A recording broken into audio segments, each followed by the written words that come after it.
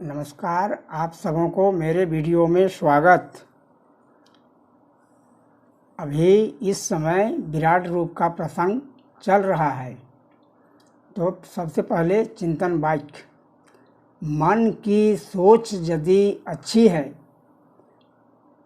मन का सोच यदि पॉजिटिव है तो सब कुछ अच्छा है। कहने का मतलब मन में कभी भी ईर्ष्या, हिंसा, द्वेष इन सब के बारे में नहीं सोचना चाहिए। यदि कोई कुछ गलत करता भी है तो भी उसको सकारात्मक ही सोचना चाहिए, पॉजिटिविटी को दूर नहीं करना चाहिए। अब आज का प्रसंग, अर्जुन श्री कृष्ण को कहते हैं, भाई तो उन्हें पूरा हो गया, तो उसके बाद कहते हैं कि आप साक्षात सर्वव्यापक विष्णु हैं, जिन्होंने पृथ्वी का भार दूर करने के लिए कृष्ण रूप से अवतार लिया है। आपके काले, पीले, श्याम, गौर अनेक वर्ण हैं जो दे दीप्यमान हैं। आपका स्वरूप इतना लंबा है कि आकाश को छू रहा है। ऐसे जहाँ तक हम लोगों का नज़र जाता है आकाश होता है, उसी प्रकार से श्री कृष्ण का विराट रूप को अर्जुन देख रहे हैं। जैसे कोई भी जंतु किसी जंतु को खाने के लिए अपना मुंह को खोलता है, मुंह फैलाता है, उसी प्रकार आप विराट मुंह फैलाए हुए हैं और उसमें विभिन्न प्रकार के जीव जंतु, मनुष्य, पशु, पक्षी सब कुछ घुसते जा रहा है। इस तरह आपको देखकर मैं भीतर से बहुत व्यथित हो रहा हूँ। मुझे कहीं से भी शांति नहीं मिल रही है, मुझे धैर्य नहीं मिल रही है। भीष्म, विदुर, संजय और कुंती ये चारों कृष्ण के तत्व को समझते थे, इसीलिए संजय भी देख रहा है सब कुछ, किंतु उन्हें भय नहीं हुआ है, क्योंकि कृष्ण जी को अर्जुन से ज़्यादा जानते थे।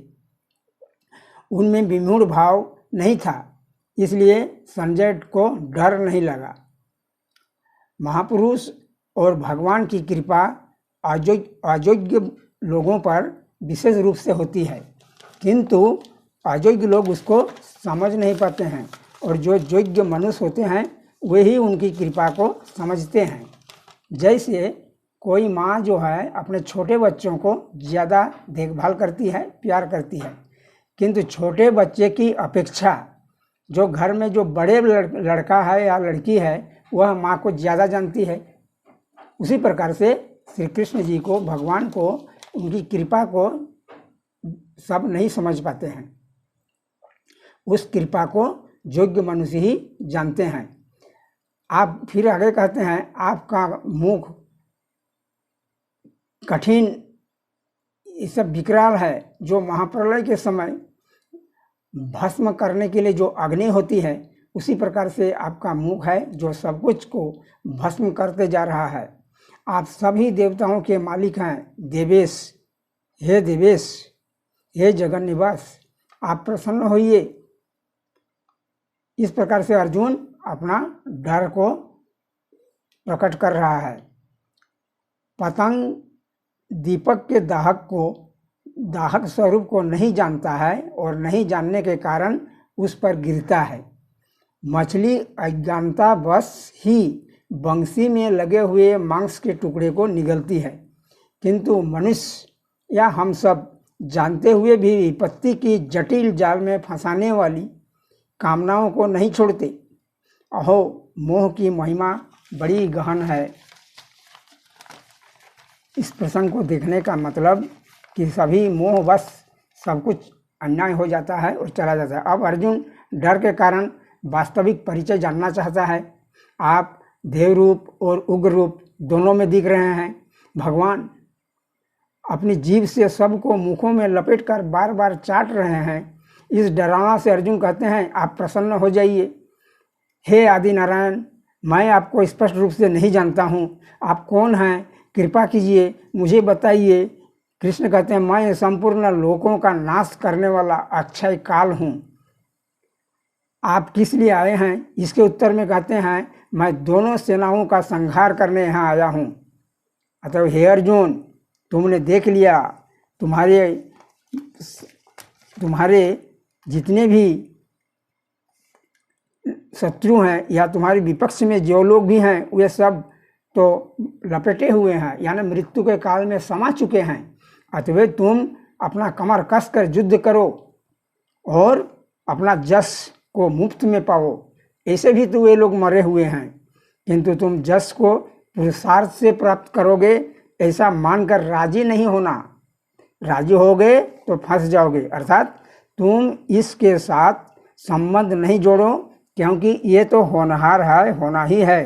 अर्थात केवल निमित्त मात्र बनकर यदि कोई कुछ करता है, निमित्त मात्र बनकर सब भगवान के भरोसे ही छोड़कर, तो परमात्मा की प्राप्ति होती है।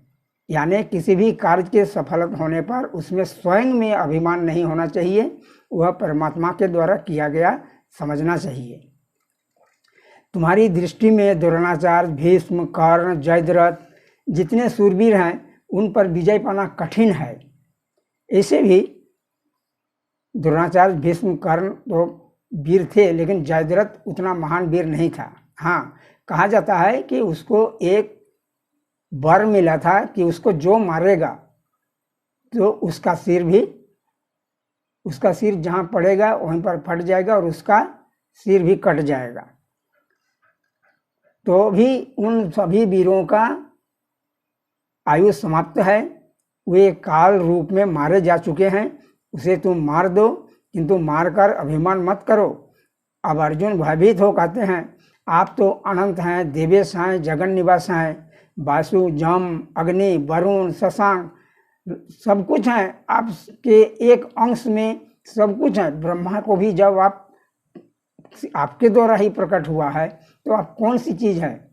आप विशाल हैं, आप अनंत हैं, आप में अनंत गुण हैं, अनंत ताकत है जिसका कोई सीमा नहीं, कोई अंत नहीं। तो हे देव, हे महापुरुष, आप सब कुछ ही हैं, आप आदि पुरुष हैं, आपके बिना इस संसार में कुछ भी नहीं है। इस तरह से वह डर रहा है, लेकिन डरे हुए भी उतना नहीं डर रहा है कि कुछ कहने नहीं लाए, उसको याद नहीं हो रहा है। वह सोचता है मन मन में कि हे वासुदेव, हे प्रिय कृष्ण, हे भगवान, मैंने कितना गलती किया है। आपको मैंने हाथ से छुआ है, आपको मैंने जादव कहा है, आपके साथ मैंने सोया है, आपके साथ सोना उठा है, आपको मित्र कहा है। ये सब मेरे अनजाने में हुआ है। आप बचपन से आपको सखे कहे हैं, आपको मित्र मान के चले हैं, किंतु आप ऐसा नहीं हैं। आप तो सर्वे सर्वा हैं, जो कुछ भी है आपके सिवा और कुछ भी नहीं है। पूरा संसार आप में समाया हुआ है, संसार पूरा ब्रह्मांड सब कुछ जो कुछ भी है आपके एक अंश में है। तो आप इतने महान हैं कि मैं वर्णन भी नहीं कर सकता हूँ। आप अंतिम, आपका कोई अंत नहीं है। आपका लंबाई, चौड़ाई, बल, ताकत, तेज, प्रताप, विद्या, बुद्धि, बल जो कुछ भी है सब में आप महान अनंत हैं। इस प्रकार से अर्जुन अपना दुख प्रकट करते हैं। बस धन्यवाद। आज के वीडियो में इतना ही। अब आगे अर्जुन अपना भय प्रकट करते हैं तो श्री कृष्ण क्या कहते हैं उसके बारे में कहा जाएगा।